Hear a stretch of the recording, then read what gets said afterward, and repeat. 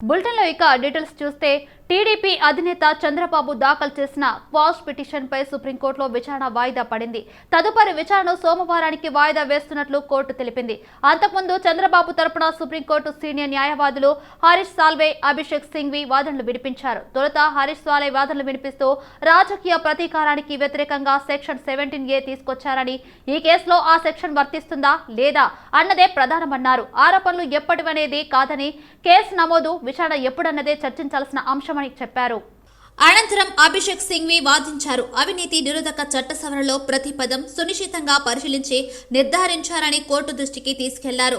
Cabinet నిర్ణయాలకు CM ఒక్కరే బాధ్యులు కాలేరు. ఆ నిర్ణయాలు అధికార నిర్వహణలో భాగం.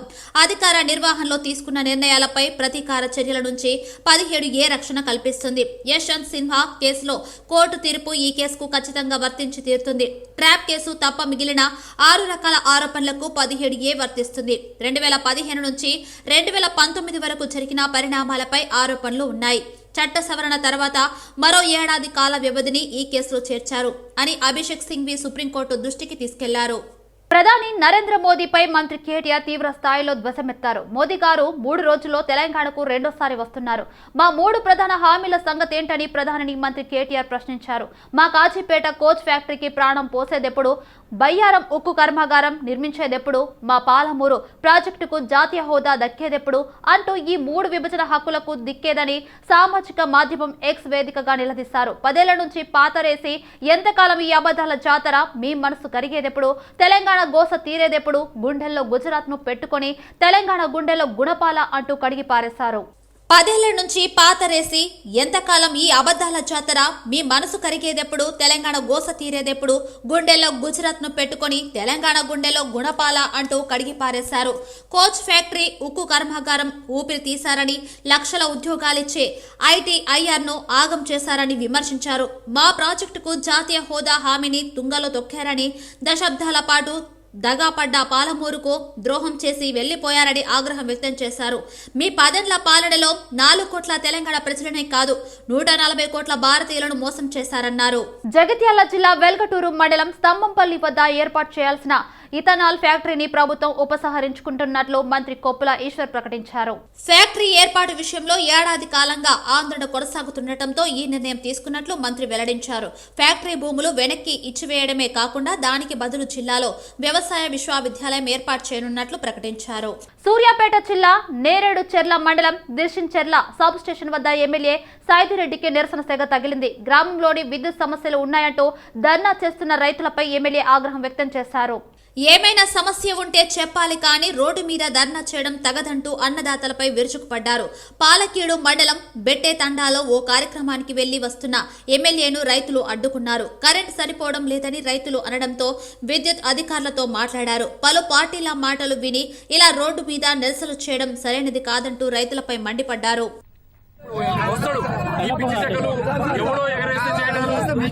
రైతుకి ఇంతకంటే గొప్పగా చేసిన నాయకుడు ఎవరు లేడు. విను నువ్వు, ఇంతకంటే గొప్పగా చేసిన నాయకుడు లేడు. రైతు బంధులు ఇచ్చిండ్రు, రైతు బీమాలు ఇచ్చిండ్రు, చేసే పెట్టుబడులు ఇచ్చిండు, కరెంట్ ఇచ్చిండు. ఇలా ఎవడో ఒకటి చెప్పగానే ఉరుకులు వచ్చి చేసే పని చేయబాకు. ఎలక్షన్ ఉంటే నా కాడికి రండి, రండి, అంతేగాని ఇది పద్ధతి కాదు. రాండి, పనులు వేసుకుని రండి. మీరు రాకపోతే నేను చేస్తాను. పని చేసే తత్వం చేసుకోండి, కానీ పని చేసేవాడిని గాడిదని గుర్రాన్ని ఒకే కాడికి గట్టబాకండి. ఎందుకంటే పని చేసేటోడిని ఒక రకంగా చూడండి, పని చేయటోడిని ఒక రకంగా చూడండి. ఏ రోజన్నా మీ కాడికి వచ్చిన ఎమ్మెల్యే ఉంటా, పని చేసేటోడు ఉంటా, పని చేసిన ముఖ్యమంత్రి ఉంటా. అంతేగాని ఇంతసేపు పని చేసేటోడిని మాట్లాడి పని చేయడం 4 గురికి తీసుకొచ్చి ఏదైనా ప్రాబ్లం ఉంటే రావాలా. ఇది పద్ధతి కాదు. ఇతపై కేసులు పెడతారు, లోపలేస్తారు. అర్థమైందా? ఈయన అంటాడు 3 గంటలు రావట్లేదు, కూడా వచ్చింది.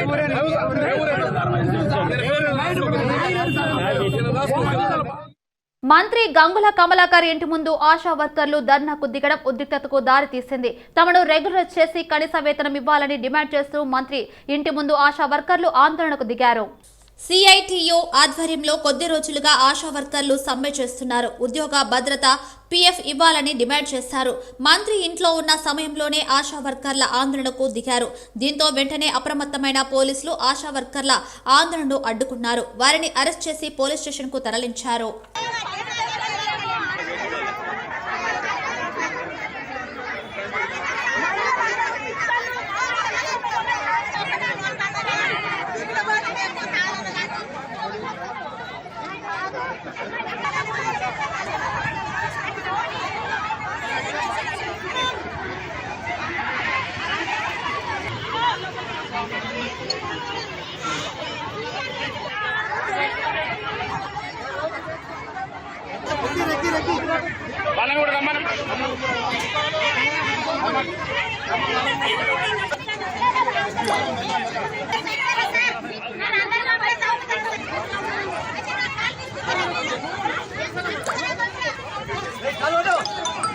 నరేంద్ర మోడీపై సిపిఐ జాతీయ కార్యవర్గ సభ్యుడు చాడా వెంకటరెడ్డి ఫైర్ అయ్యారు. మహబూబ్నగర్ జిల్లాలో బీజేపీ నిర్వహించిన బహిరంగ సభలో పాల్గొన్న ప్రధాని తెలంగాణపై వరాల వర్షం కురిపించిన విషయం తెలిసిందే. దీనిపై చాడా వెంకటరెడ్డి స్పందించారు.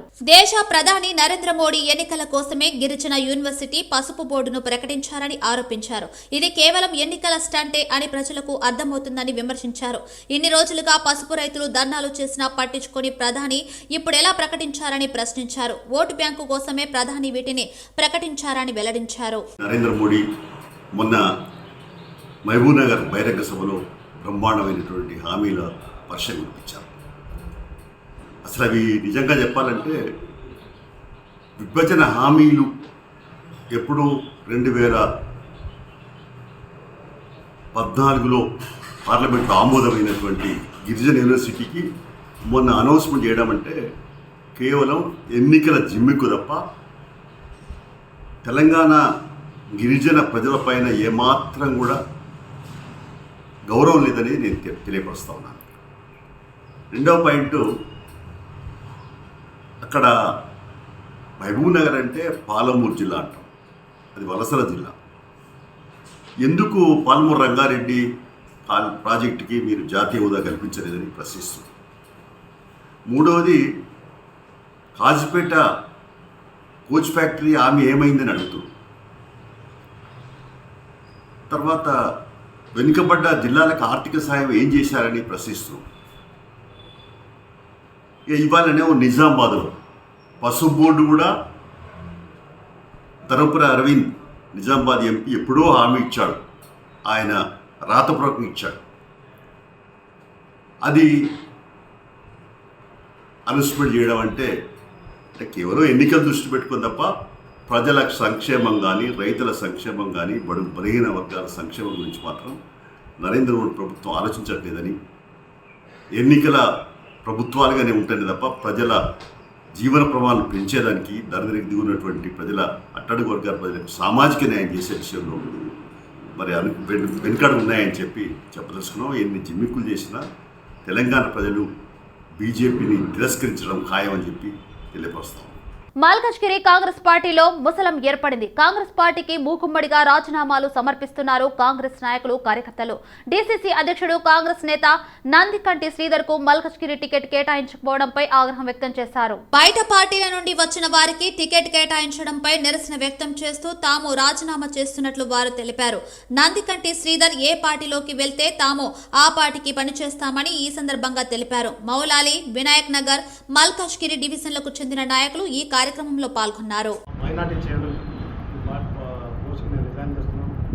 అలాగే నా ఉమ్మడి division 140, 139 division, 140 division, 137 division minority chairman post అంతా రిజైన్ చేసేస్తాం. ఎందుకంటే చాలా బాధ అనిపిస్తుంది మాకు. దగ్గర 20 ఏళ్ళకే మేము శ్రీరామ్ నెంబర్ పనిచేస్తున్నాం. ఇంత కష్టపడి మేము ఒక పార్టీని బతికించుకున్నాం. ఇంత చేసినాక ఎవరికో టికెట్ ఇచ్చి వాళ్ళకి పని చేయమంటే మాకు కాదు. అందుకని మేము శ్రీధరన్న రిజైన్ చేసాం. మేము ఆయన వెంబడే ఉంటాము. ఆయన ఏ పార్టీలో పోయినా మేము ఆయనకు సపోర్ట్ చేయడానికి రెడీ ఉంటాం. Thank you. ఇవన్నీ 2 వారం 10 రోజులని కథనాలు జరిగేదంతా మీ అందరికీ తెలిసిన విషయం. కాకపోతే మా నందికంటి శ్రీధరన్న గారు గత 30 సంవత్సరాలుగా పార్టీ అంటే నేనంటే పార్టీ అని ఆయన ఎంతో కృషి, ఆయన సేవలు, ఆయన చేసిన దాన్ని నిజంగా చూస్తే కాంగ్రెస్ పార్టీ ఆయన గుర్తించలేదు. ఆయన పిలిచి కూడా మాట్లాడే సందర్భాలు కూడా చేయలేదు. ఆయనని ఉద్యోగించే కార్యక్రమం కూడా చేయలేదు. ఆ రోజు రేవంత్ రెడ్డి గారు ఎంపీ అయినప్పుడు ఇదే మన బృందావన్ ఫంక్షన్లో నాకు ఎవరున్నారు, నందికంటి శ్రీధర్ గారే ఉన్నారు, ఆయన నన్ను మంచి మెజార్టీతో గెలిపించాడు, నా పక్కన ఉంటాడు ఆయన కాబట్టి పవన్ సర్టిఫికేట్ అని చెప్పేసి ఆ రోజు ఆయన మాట ఇచ్చిన సందర్భాలని, ఆ సందర్భాలు తప్పించి ఆయన మళ్ళీ ఈరోజు నిజంగా చెప్పాలంటే ఆయనని గుర్తు కోసినట్టే చేసాడు. అంతేగాని మరి ఇంత ఘోరమైన పరిస్థితి ఏ పార్టీలో రావద్దని నేను మీడియా మూలంగా తెలియజేస్తున్నాను. తెలియజేస్తున్నాం. నారా చంద్రబాబు నాయుడు అరెస్టుకు వ్యతిరేకంగా సికింద్రాబాద్ నియోజకవర్గం టీడీపీ ఇన్ఛార్జ్ వల్హరపు శ్రీనివాస్ ఆధ్వర్యంలో బౌద్ధ నగర్లోని ఆయన నివాసంలో ఒకరోజు నిరాహార దీక్ష కార్యక్రమం నిర్వహించారు. మహాత్మా గాంధీ జయంతి సందర్భంగా సత్యమేవ జయతే అనే కార్యక్రమంలో భాగంగా ఒకరోజు నిరాహార దీక్షకి తెలుగుదేశం పార్టీ శ్రీకారం చుట్టడం జరిగిందని టీడీపీ ఇన్ఛార్జ్ వల్లారపు శ్రీనివాస్ తెలిపారు. అక్రమంగా ఒక విజనరీ లీడర్, అభివృద్ధికి మారుపేరు అయిన చంద్రబాబును కేసులో ఇరికించి జైల్లో పెట్టారని ఆగ్రహం వ్యక్తం చేశారు. మహాత్మా గాంధీ గారు సత్యాగ్రహంతో, అహింసతో మన దేశానికి స్వాతంత్రాన్ని సాధించి పెట్టినటువంటి గొప్ప మహానుభావుడు. అలాంటి యొక్క మహానుభావుడి జయంతి రోజున సత్యమేవ జయతే అనే కార్యక్రమం చేపట్టి ఈ కార్యక్రమంలో ఒకరోజు నిరాహార దీక్ష కార్యక్రమాన్ని మేము చేపట్టడం జరిగింది. ఇందులో భాగంగా అన్యాయంగా, అక్రమంగా ఒక విజనరీ లీడర్ అయినటువంటి భారతదేశానికి ఒక విజనరీ లీడర్ అయినటువంటి వ్యక్తి నారా చంద్రబాబు నాయుడు, అభివృద్ధి ప్రదాత, అభివృద్ధికి మారుపేరు. అలాంటి వ్యక్తిని అన్యాయంగా, అక్రమంగా కేసులో ఇరికించి ఈ రోజున జైల్లో పెట్టినటువంటి సందర్భంలో ఆయన అదే రాజమండ్రి సెంట్రల్ జైల్లో, అదేవిధంగా భువనేశ్వరి గారు రాజమండ్రిలో, రాష్ట్ర పార్టీ అధ్యక్షులు ఎన్టీఆర్ ట్రస్ట్ భవన్లో, ఇక కాన్స్టిట్యున్సీ విషయానికి వస్తే మా సికింద్రాబాద్ కాన్స్టిట్యున్సీలో మా నివాసం నందు ఈరోజు ఒక్కరోజు నిరాహార దీక్షా కార్యక్రమం చేపట్టడం జరిగింది. మక్తల ఫౌండేషన్ ఆధ్వర్యంలో రక్తదాన శిబిరాన్ని మంత్రి తలసాని శ్రీనివాస్ యాదవ్, హైకోర్టు జడ్జ్ అమర్నాథ్ గౌడ్ ప్రారంభించారు. Central blood bank, IPM Narayanaguda, Telangana government వారి సౌజన్యంతో రక్తదాన శిబిరాన్ని ఏర్పాటు చేయడం జరిగిందని వారు తెలిపారు. ఈ కార్యక్రమంలో 25 మంది పాల్గొని రక్తదానం చేశారు. ముఖ్యంగా డీఐజీ బడుగుల సుమతి రక్తదాన శిబిరంలో పాల్గొని రక్తదానం చేశారు. ఇలాంటి మంచి కార్యక్రమాలు చేస్తున్న మక్తాల ఫౌండేషన్ ను డీఐజీ సుమతి అభినందించారు. ఈ రోజు ఎంత టెక్నాలజీ పెరిగినా కృత్రిమంగా రక్తాన్ని తయారు చేసే వ్యవస్థ లేదన్నారు. రక్తదానం చేయండి, ప్రాణదాతలుగా నిలవండి అని మక్తాల ఫౌండేషన్ వ్యవస్థాపక అధ్యక్షులు జలంధర్ గౌడ్ తెలిపారు. ఈ కార్యక్రమంలో మహంకాళి డివిజన్ ఏసీపీ రవీందర్, మహంకాళి సిఐకే Parashuram, Mahankali traffic CI Upashankar, MP doctor Laxman Marri, Shashidhar Reddy, మాజీ కార్పొరేటర్ అత్తహిలి అరుణ, శ్రీనివాస్ గౌడ్, కార్పొరేటర్ చీరా సుచిత్ర, రాజకీయ నాయకులు, ఫౌండేషన్ సభ్యులు K Venkatesh, Ganesh, Madhukar Goud, Raju, Shekhar Goud, CS Rajasekhar, advocate Venu, Shivachari, Krishna, Rajaji తదితరులు పాల్గొన్నారు.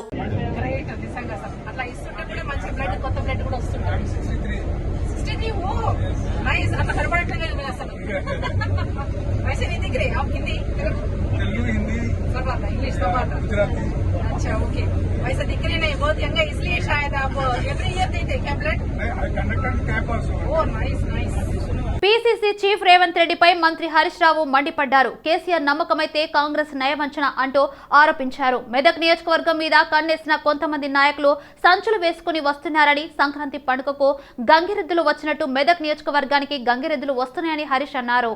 సోనియాని బలిదేవత అని, కాంగ్రెస్ పార్టీని అవినీతి పార్టీ అని తిట్టిన రేవంత్ రెడ్డి ఈ రోజు కాంగ్రెస్ అభివృద్ధి గురించి మాట్లాడతారా? ఓట్ల కోసం డబ్బుల సంచులు పట్టుకుని వచ్చేటోడు కావాలా? మన ఆపదలో మనకు తోడుగా ఉన్న వాళ్ళు కావాలా అని హరీష్ అన్నారు. మెదక్లో పద్మదేవేందర్ రెడ్డిని గెలిపించుకుని అభివృద్ధిని కొనసాగిద్దాం హరీష్ పిలుపునిచ్చారు. ఇంకా రేవంత్ రెడ్డి సిగ్గు లేకుండా నేను ఇయాలేనో మాట్లాడుతుండు. ఏ కాంగ్రెస్ 10 ఏళ్ల పాలనకు మన బీఆర్ఎస్ 10 ఏళ్ల పాలనకట చర్చ చేస్తారట. ఏం చర్చ చేస్తావు తెలియదా నీ మేనిఫెస్టో గురించి?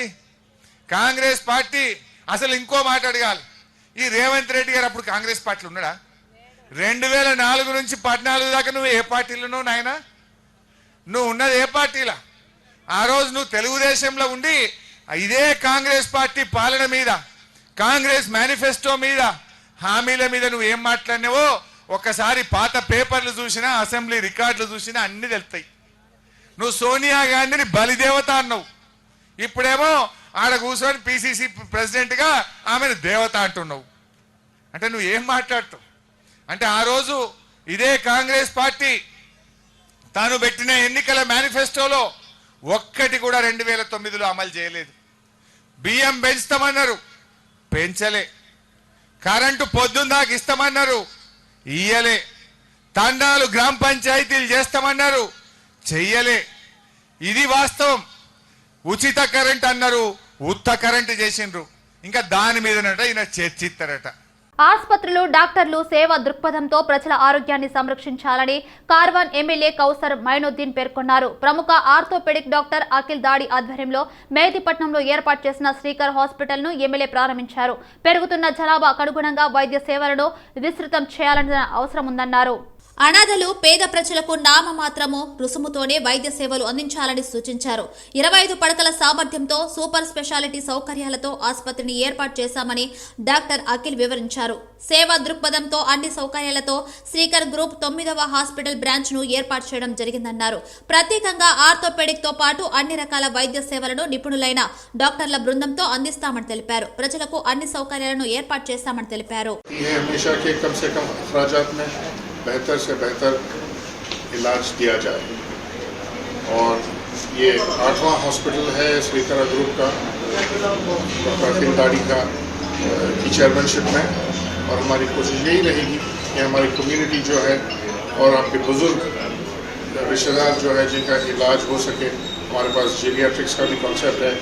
बुजुर्ग जितने भी लोगों को क्रॉनिक डिजीजेस जिसे कहते हैं. రాజధాని అమరావతిలో అసైన్ భూముల కొనుగోలు కేసులో ఏపీ హైకోర్టులో టీడీపీ సీనియర్ నేత మాజీ మంత్రి పి నారాయణకు ఊరట లభించింది. ఆయన ముందస్తు బెయిల్ను హైకోర్టు మరో 2 వారాల పాటు పొడిగించింది. సిఐడి నమోదు చేసిన ఈ కేసులో ఇప్పటికే నారాయణకు ఉన్న ముందస్తు బెయిల్ను పొడిగించాలని ఆయన తరపు న్యాయవాదులు కోర్టును కోరారు.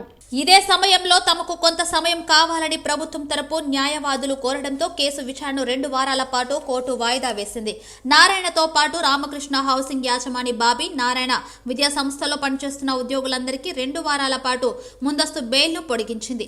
బాబీతో పాటు నారాయణ సంస్థల ఉద్యోగులు ఆయనకు బినామీలుగా అసైన్డ్ భూములను రైతులను బెదిరించి కొనుగోలు చేశారని సిఐడి కేసు నమోదు చేసింది. ఆ తర్వాత భూముల విలువ పెరగడంతో వీరు అయోచిత లబ్ధి పొందారని ఆరోపించింది.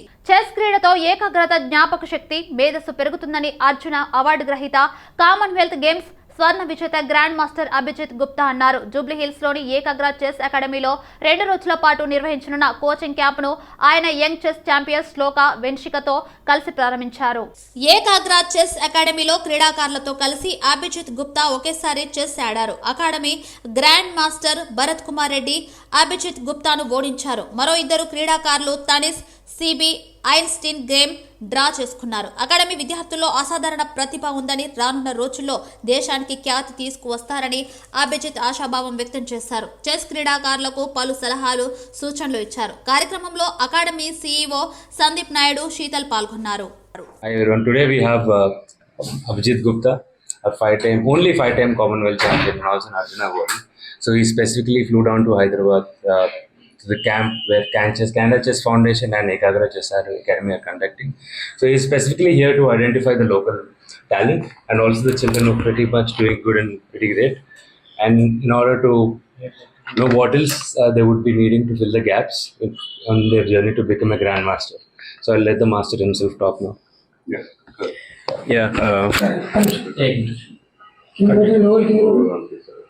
Okay, sir.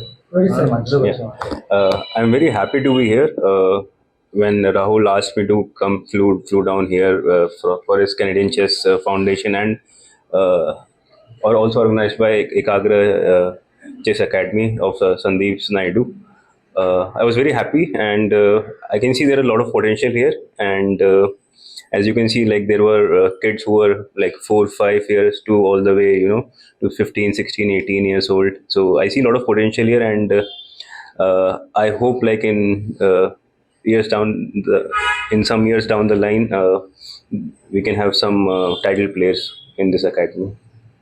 So what do you think makes them to become a title player? What kind of activities?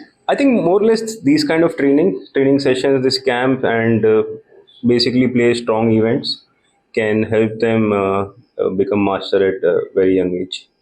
So what was your success mantra, and what do you want to tell to these students who are coming into chess? Basically, you just have to enjoy what you're doing. So I always loved playing chess right from the start. So if you are actually doing what you love, it doesn't feel like work.